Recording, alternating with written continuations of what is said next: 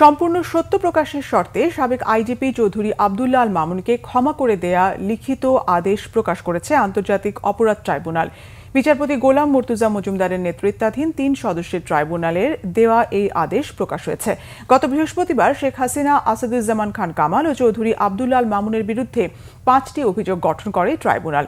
সেদিন চৌধুরী আব্দুল্লাহ আল মামুনকে জিজ্ঞাসা করা হলে তিনি দোষ স্বীকার করেন এবং সংশ্লিষ্ট অপরাধসমূহ এবং এই অপরাধ সংগঠনের জড়িত প্রত্যেক ব্যক্তির সম্পর্কে তার জানা সব তথ্য প্রকাশ করতে ইচ্ছুক বলে জানান। সেই দিনই চৌধুরী আব্দুল্লাহ আল মামুনের পক্ষে তার আইনজীবী আসামিকে ক্ষমা প্রদান করার জন্য একটি আবেদন করেন। ক্ষমা প্রদানের বিষয়ে সম্মতি প্রদান করে চিফ প্রসিকিউটর। বলেছিলেন, অভিযুক্ত চৌধুরী আব্দুল্লাহ আল মামুন যদি সম্পূর্ণ ও সত্য তথ্য প্রদান করেন তবে তাতে আপত্তি নেই। ট্রাইব্যুনাল তার আদেশে বলেছে, মামুনকে শর্ত সাপেক্ষে ক্ষমা করা হলো। তাকে কারাগারে আলাদা আটক রেখে নিরাপত্তা দেওয়ার কথাও বলা হয়েছে সেই আদেশে।